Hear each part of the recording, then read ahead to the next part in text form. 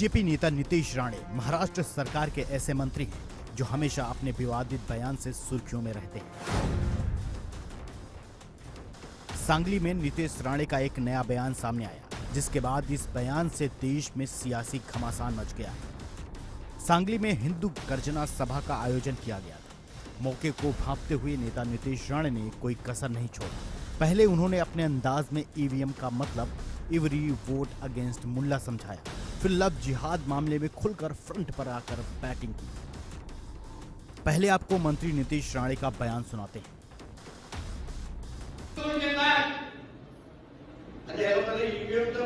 EVM तो फुलफॉर्मच कळलं नाही। हिंदू समाजाने कुठल्या विचाराने मतदान केलं कळलंच नाही। ईव्हीएमचा अर्थ आहे एव्हरी वोट अगेन्स्ट मुल्ला।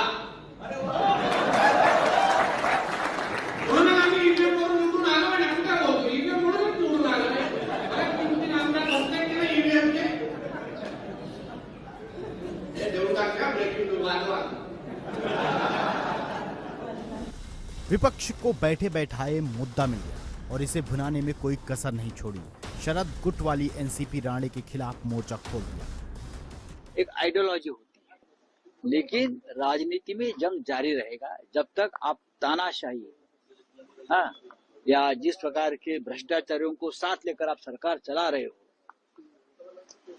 ये जब तक चलेगा तब तक हमारा एक राजनीतिक जो संघर्ष है वो जारी रहेगा। अब इस बयान के बाद से लग रहा है कि महाराष्ट्र में बीजेपी नीतीश राणे को हिंदुत्व के नए पोस्टर बॉय के तौर पर आजमा रही है। लेकिन विपक्ष राणे की इस्तीफे की मांग कर बीजेपी को घेरने में जुट गई है। इस बयान के बाद क्या फडणवीस अपने मंत्री को संयम रखने की नसीहत देंगे या राणे अब अपने नए बयान से एक बार फिर चर्चा में नजर आएंगे? Bureau report, India daily. बातचीत करने के लिए इस वक्त आलोक वत्स नेता बीजेपी हमारे साथ जुड़ रहे हैं, संजय राणा राजनीतिक विश्लेषक हमारे साथ जुड़ रहे हैं, शिवानंद हुल्यालकर हमारे साथ जुड़ रहे हैं, प्रवक्ता कांग्रेस पार्टी, और सैयद जवाद हमारे साथ जुड़ रहे हैं, राजनीतिक विश्लेषक। आप सभी मेहमानों का बहुत बहुत स्वागत है। मैं आलोक वत्स जी से शुरुआत करना चाहूंगा। आलोक वत्स जी, क्या आपको लगता है कि इस तरह के बयान तर्क संगत हैं या फिर इस तरह के बयान सोसाइटी में रिफ्ट पैदा करते हैं, संघर्ष पैदा करते हैं? देखिए विवेक जी, पार्टी बहुत बड़ी हो गई है, अलायंस भी बहुत बड़े बड़े हैं। उन्मादी भाषण देने का कुछ नेताओं को आदत लग गया है। मैं ऐसे बयानों का बिल्कुल सपोर्ट नहीं करता हूं, ना ही मैं समझता हूं भारतीय जनता पार्टी भी इस तरीके के बयानों का सपोर्ट करेगी। ऐसे बयान से समाज में अननेसेसरी रिफ्ट पैदा हो रहा है, अननेसेसरी समाज का ताना बाना टूट रहा है। मैं ऐसे लोगों से अपील करूंगा कि कृपया इस तरीके के बयान ना दें। ठीक है, लड़ाई अपनी जगह है, राजनीति भी एक डाइल्यूटेड वॉर है, उसमें हर तरीके के अस्त्र का इस्तेमाल होता है, लेकिन बिलो द बेल्ट राजनीति करने की जो कवायद इस तरीके के बयानों से हो रही है, मैं उससे बिल्कुल सहमत नहीं हूं, ना ही भारतीय जनता पार्टी इस तरीके की बयानों का समर्थन करेगी। मुझे ये लग रहा है संजय राणा जी, क्या जरूरत है ऐसे बयान की? महाराष्ट्र में चुनाव जीत चुके हैं आप, अच्छी खासी सीटें बीजेपी को मिल चुकी है, महायुति को मिल चुकी है, फिर भी इस तरह के बयान, फिर आप कहेंगे भाई असदुद्दीन ओवैसी गलत है, अकबरुद्दीन ओवैसी गलत है, फिर आप कहेंगे फलाना गलत है, ढिमकाना गलत है, शमशुद्दीन रजवी बरेलवी गलत है, फिर वक्फ बोर्ड गलत है, फिर ये गलत है, वो गलत है, तो फिर नीतीश राणे कैसे सही है? Sanjay Rana ji. Vivek ji, good evening to my fellow panel. देखिए, ऐसा है कि राजनीति में इस तरह की, मैं बार बार बोलता हूं, राजनीति अपनी जगह पे है, बयानबाजी अपनी जगह पे है। मुझे नहीं लगता भी, देखिए भारतीय जनता पार्टी के नेता ने स्पष्ट तौर पर बताया कि हो सकता है उनका निजी बयान हो, ये कोई पार्टी का बयान नहीं है, ना ही इस तरह के बयान किसी भी मंत्री जो एक संवैधानिक पद पे बैठे हैं उस व्यक्ति को इस तरह के बयान देने चाहिए। हो सकते हैं उनके अपने निजी बयान हो, उस पर हमें कोई टिप्पणी नहीं करनी, लेकिन हाँ, इस तरह के बयानबाजी से कहीं ना कहीं पार्टी की इमेज को धक्का लगता है। पार्टी का एक एजेंडा है, मुझे ऐसा लगता है भारतीय जनता पार्टी का एक एजेंडा है, सबका साथ सबका विकास। वो हिंदुत्व की बात पे चलती है, नो डाउट, सनातन के पक्ष में चलती है, इसमें कोई गुरेज नहीं है। लेकिन हाँ, किसी को तोड़ के, किसी को मार के, किसी को बरगला करके उसका अस्तित्व नहीं है। उसका अस्तित्व काम करने का है कि भाई हिंदुत्व जागे, सनातन का काम हो, सनातन पे चर्चा हो, लेकिन हाँ दूसरे धर्म के लोगों को या दूसरे धर्म के अनुयायियों को चोट पहुंचा करके इस तरह का बयानबाजी लेकर के या किसी भी तरह से चोट पहुंचा करके कुछ काम किया जाता है, हमें नहीं लगता भारतीय जनता पार्टी का वो एजेंडा है, न था, न है, न कभी होगा।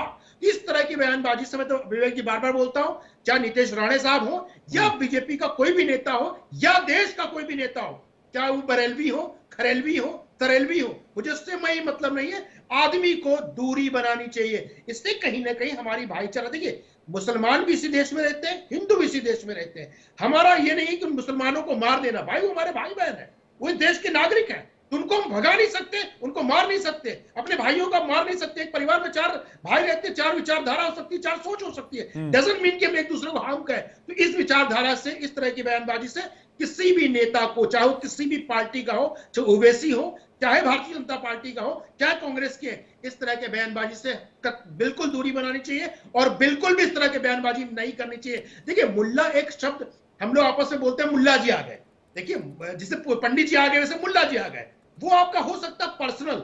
मैं सैयद भाई हमारे मित्र, हमको कुछ भी बोल सकते हैं, वो मुझे कुछ ठीक है। पर्सनल। शिवानंद जी के पास आ रहा हूं, क्या मजबूरी शिवानंद जी, आपको क्या लगता है?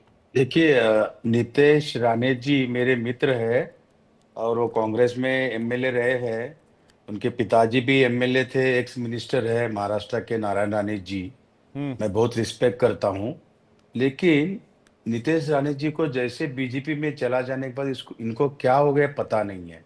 आरएसएस स्कूल में जाके यही है क्या, अभी कैबिनेट मिनिस्टर है, बहुत बड़ा जिम्मेदारी मिला है, उनको मेजोरिटी मिला है, अभी हिंदू मुस्लिम करने की क्या जरूरत है? नंबर 1, अभी जो मिनिस्टर बना है सिख, हिंदू, मुस्लिम, सिख, ईसाई, गोर, गरीब, दलित, पिछड़ों की मिनिस्टर है।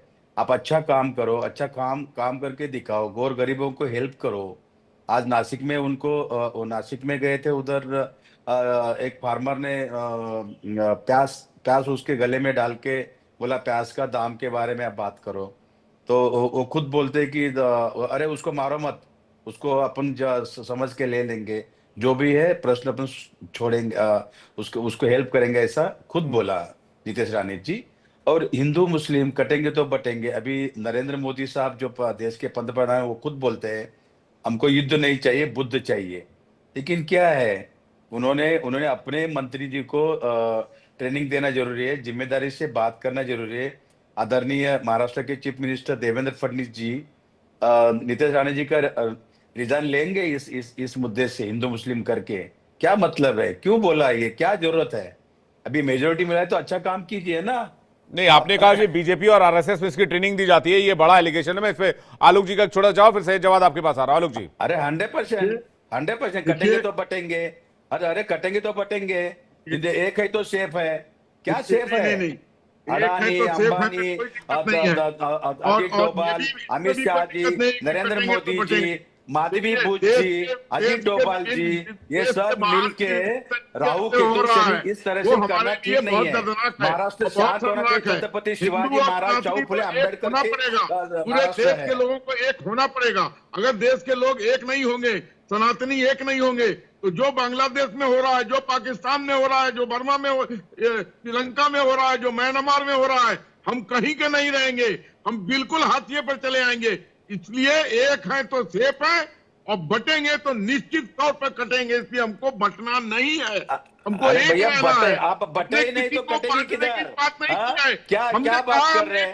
अरे हिंदू मुस्लिम क्यों कर रहे हैं? क्या जरूरत है? अभी नीतीश राणे जी को जिम्मेदारी है, एक कैबिनेट मंत्री है, बहुत बड़ा जिम्मेदारी दिया है आदरणीय देवेंद्र फडणवीस जी ने, एक विश्वास दिया है, यंग है, तरुण है, तो उन्होंने अच्छा काम करो ना, मौका भगवान ने दिया तो उसका अच्छा काम करो। वो अभी भी भूल गए हैं, उनको लग रहा है अभी भी बीजेपी का मैं नेता हूँ। बीजेपी का नेता नहीं है, पूरा महाराष्ट्र का कैबिनेट मंत्री है, बहुत जिम्मेदारी से उनको काम करना पड़ेगा इस महाराष्ट्र में। शाहू फुले अम्बेडकर, छत्रपति शिवाजी महाराज कर्मभूमि में शांति से रहते, एक है तो सेफ है। अरे भाई हम एक है ही है, अरे मैं भी एक हिंदू हूँ, ऐसा थोड़ी होता है।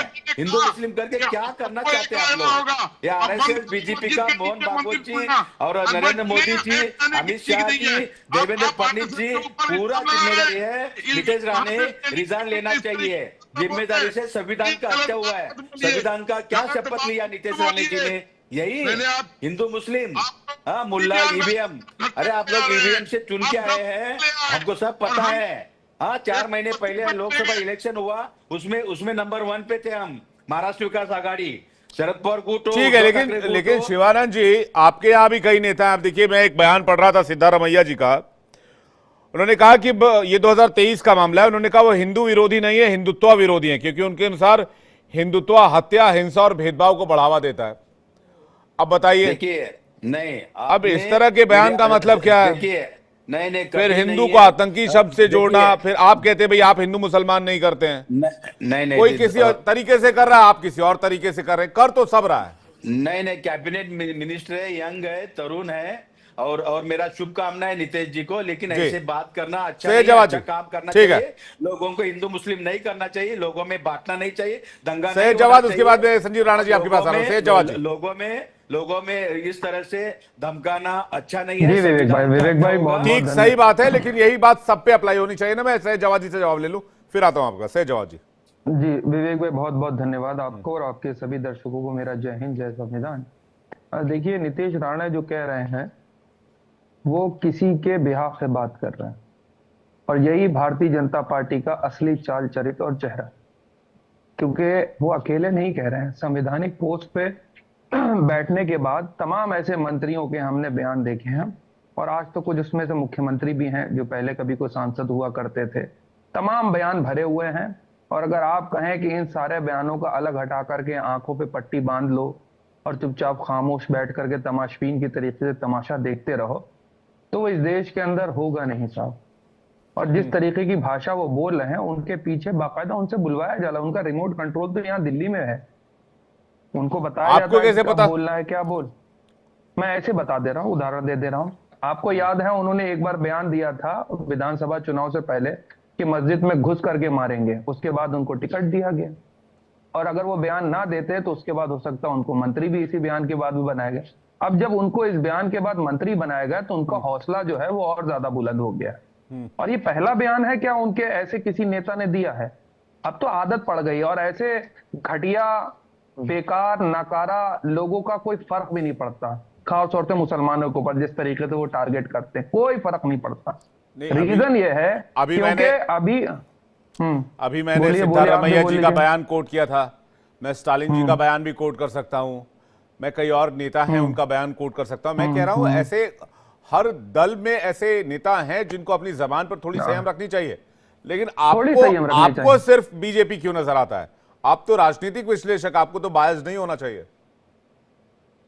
नहीं तो क्या मतलब उनका मुंह चूम लूं जाकर के, वाह वाह क्या बयान दिया है, बहुत शानदार, क्या बात। चुम्मा चुम्मी की बात नहीं कर रहा हूं, आप इसको गलत तरीके से ले रहे हैं। आप नहीं, आप बताइए क्या करा जाएगा ऐसे बयानों का? मत, लेकिन बाकियों का जिक्र क्यों नहीं करते हैं ऐसे लोग? बाकियों का जिक्र क्यों नहीं करते? बाकियों का जिक्र क्यों नहीं करते? बाकियों के मुंह चूमते हैं क्या जाकर? स्टालिन के मुंह चूमते हैं क्या? ए संजय राणा जी, एक सेकंड में आ रहा हूं, एक सेकंड में आ रहा हूं, मैं आ रहा हूं, इसके बाद आप ही के पास आ रहा हूं। सहजवाद जी, स्टालिन और ओवैसी के मुंह चूमते हैं क्या आप?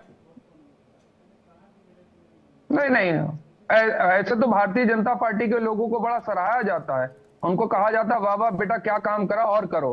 और ये पहले कोई है, गिरिराज सिंह जाकर के क्या बयानबाजी कर रहे थे? वो तो केंद्रीय मंत्री हैं, दिन रात नफरती बयान देते घूमते होते, कोई लगाम है, कोई कार्रवाई होती? मैं आपसे कह रहा हूं इसके बाद इनका फूल मालाओं से स्वागत होगा, ना इनका इस्तीफा होगा, ना इनके खिलाफ FIR होगी। यही तो मैं कहने की कोशिश कर रहा हूं, यही भारतीय जनता पार्टी। अभी देखिए और ये इनकी परवरिश का नतीजा है। जो बड़े ठेकेदार बनते हैं धर्म विशेष के, ये इनका पहला नहीं। महिलाओं के अपमान के लिए रमेश भिदूड़ी ने सबके सामने आकर के क्या कहा, और भारतीय जनता पार्टी के बेगैरतों की तरह हंस करके निकल जाते हैं। ये तो बेगैरत लोग हैं, बेगैरत लोग हैं। शाका छाप लोग जो होते हैं ऐसे ही होते हैं। 100 साल के अंदर महिलाओं का सम्मान नहीं सिखाया जाता। हिंदू मुसलमान नफरत बढ़ी हुई है इससे ज्यादा। अरे रुक तो जाओ भाई, मैं बीच में नहीं बोला, मैं बीच में नहीं बोला।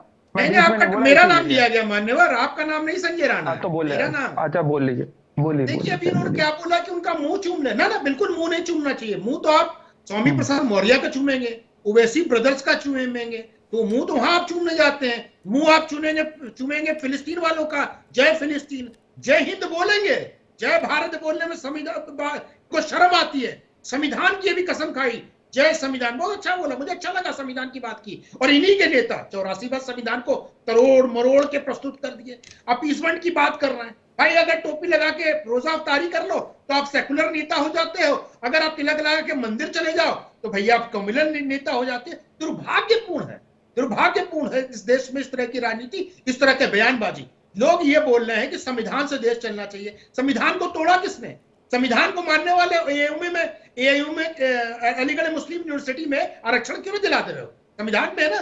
जामिया में आरक्षण क्यों नहीं दिलाते रहो? संविधान में है ना। और जम्मू कश्मीर में संविधान खत्म हो जाता है, जहां पे भारी पड़ते हो संविधान खत्म हो जाता है, वहां पत्थरबाज बन जाते हो, गोलीबाज बन जाते हो, गुलेलबाज बन जाते हो। भैया क्या, जब आप इस तरह की बयानबाजी करोगे तो दूसरा वर्ग भी करेगा। मैं बार बार बोलता हूं, किसी भी बड़े नेता को इस तरह के बयानबाजी से दूरी बनाए रखनी चाहिए। लेकिन समस्या क्या है, कांग्रेसियों को एक तरफ दिखता है। ये बता लीजिए 45 के बाद से देश आजाद हुआ, एक पक्षी कार्यक्रम क्यों चलना चाहिए इस देश में? जब बोलते हैं ये सेकुलर देश है तो माइनॉरिटी कमीशन क्यों होना चाहिए? सेकुलर देश है, सब लोग बोलते हैं सेकुलर है, तो बताइए वोट क्यों होना चाहिए? सेकुलर देश है तो पर्सनल लॉ क्यों होना चाहिए? सेकुलर देश है तो भैया दूसरे कानून क्यों होने चाहिए जो एक तरफा दिखा रहा है कहीं ना कहीं? तो सेकुलरिज्म के ना नाटक कोई ना करे, सेकुलरिज्म के बहाने बैठ के कम्युनिज्म बढ़ाया जो जा रहा है वो गलत है।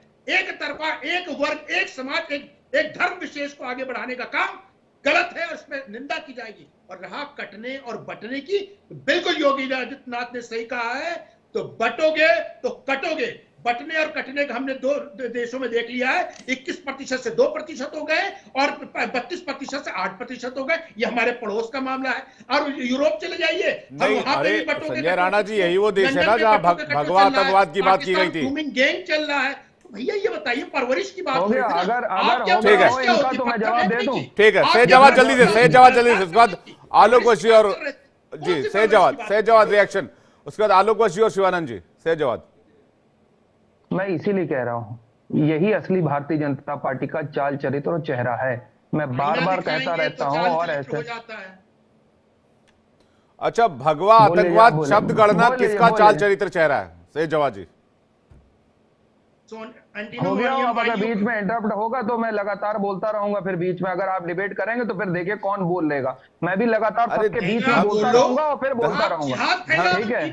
धमकी मत दीजिए, मेरे पास रिमोट है। सही जवाब जी, धमकी मत दीजिएगा, रिमोट है मेरे पास। ये देखिए रिमोट, म्यूट कर दूं फट से। ये बम ना हो आपके पास, ये गोली तो है, ये रिमोट गोली से ज्यादा खतरनाक है। मेरा गोली से ज्यादा खतरनाक है। मेरा नाम विवेक शांडिल्य है, सैयद जवाद नहीं है। मुझे लगा नाथूराम गोडसे है, मुझे लगा नाथूराम गोडसे है।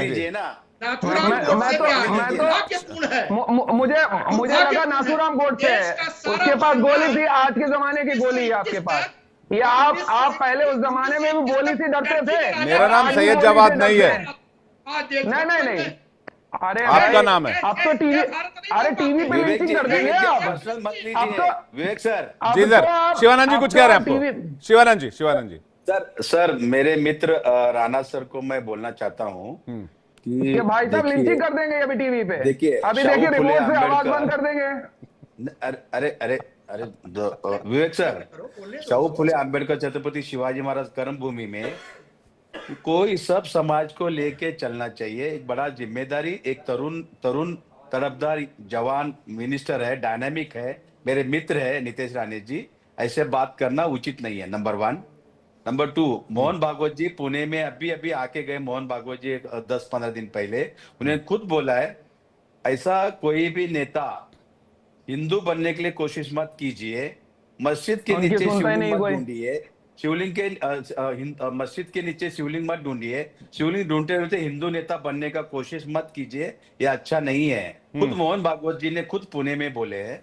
मैं यही बोलना चाहता राणा सर को या नितेश राणे जी को, एक मेरा रिक्वेस्ट है, शांति से आप अच्छा काम कीजिए। आपको मेजोरिटी मिला है, काम करके दिखाइए ना। ऐसा हिंदू मुस्लिम करके ऐसा कटेंगे तो बटेंगे। योगी आदित्यनाथ क्या बात बोल रहे? अरे राणा सर, अभी खुद ये बताइए कटे नहीं है? नहीं, इस बयान का शिवानंद जी, इस बयान का कोई समर्थन नहीं, इस बयान का कोई समर्थन नहीं कर रहा है। सवाल बस मेरा ये था कि ऐसे जितनी भी बयान आते हैं सबकी आलोचना इक्वली होनी चाहिए। सैयद जवाद चुप हो गए। सैयद जवाद, मैंने आपको म्यूट नहीं किया, आप बोल सकते हैं, आपको याद दिला दूं। अच्छा बोलिए। अच्छा फिर मैं कुछ सवाल करूंगा, बोले लिंचिंग हो जाएगी। मेरा सवाल तो विवेक भाई इसलिए बनता है कि कोई भी नेता, बीजेपी हो या आरएसएस, कोई भी नेता ऐसा मस्जिद के नीचे शिवलिंग मत ढूंढे, एक है तो सेफ है, सब विवेक भाई 10 सेकंड दे दीजिएगा मुझको भी। चाहिए। ठीक है, कोई भी सही जवाब आलोक कोशी स्क्रीन पे। शिवानंद जी, कोई भी नेता भगवा आतंकवाद भी तो ना बोले। इस देश में इस्लामिक आतंकवाद, ईसाई आतंकवाद कहने पे तकलीफ होती है ना, तो भगवा आतंकवाद इस पर कभी कोई आलोचना नहीं करता। संजय राणा जी, एक सेकंड में आ रहा हूं। सैयद जवाद और सैयद जवाद आलोक कोशी स्क्रीन पे। सैयद जवाद बोलिए प्लीज। मैं तो अब ये देखना चाहूंगा कि माननीय प्रधानमंत्री जी सबका साथ, सबका विकास, सबके विश्वास की बात करते हैं, तो ऐसे नफरती बयानबाज करने वालों के ऊपर क्या कार्रवाई होती है। मैं अगर प्रधानमंत्री जी सुन रहे हो और देख रहे हो, आपका हो सकता है चैनल देखते हो, वो हो सकता है सैयद जवाद की भी आवाज सुन ले कभी धोखे से, तो ऐसे बयानवीरों के ऊपर क्या कार्रवाई करेंगे। एक नजीर तो दिखाएं प्रधानमंत्री जी कि हमने ऐसे नफरती बयानवीरों के ऊपर कार्रवाई करी है, हमको दिखाएं विश्वास, हम भी विश्वास में आना चाहते हैं। देखिए माननीय प्रधानमंत्री जी से निवेदन है कि ऐसे लोगों पे लगाम तो लगाइए, एक बार कार्रवाई करिए, कॉन्फिडेंस पे तो लीजिए यहाँ की माइनॉरिटी को। ठीक है, आप विदेश में जाकर के सऊदी अरब के प्रिंस को, ठीक है, बड़े बड़े मैं जवाब लेता हूँ, लेकिन सैयद जवाद जी, लड़के मंदिर जाते हैं लड़कियां छेड़ने के लिए, इस बयान पर कोई कार्रवाई हुई आज तक? कोई नजीर पेश किया क्या? नहीं, सरकार अभी तक सरकार में नहीं आए। जो लोग इसी बयानवीरों के वजह से बहुत से लोग सरकार में नहीं आ पाती है, ऐसे जो बयान देते हैं। लेकिन हैरत की बात है, भारतीय जनता पार्टी के लोग ऐसे लोगों को इंडोर्स भी करते हैं, टिकट भी देते हैं, मंत्री भी बनाते हैं, सांसद भी बनाते हैं, विधायक भी बनाते हैं। फर्क है, दो चीजों में फर्क है। अभी सैयद जवाद जी ने कहा कि भारतीय जनता पार्टी कार्रवाई नहीं करती है। नुपुर शर्मा को हमने पार्टी से निष्कासित कर दिया, क्या ये सच नहीं है? अभी टिकट देंगे दिल्ली में, अभी देखिएगा टिकट मिलेगा दिल्ली के अंदर, आप भी यही होंगे, हम भी यही होंगे, अभी मिलेगा टिकट, अभी वो अभी टिकट मिलेगा, अरे मिलेगा, मैं आपसे कह रहा हूँ, मैं आपसे कह दे रहा हूँ, अरे बात नहीं है। अभी सुनिए, भारतीय जनता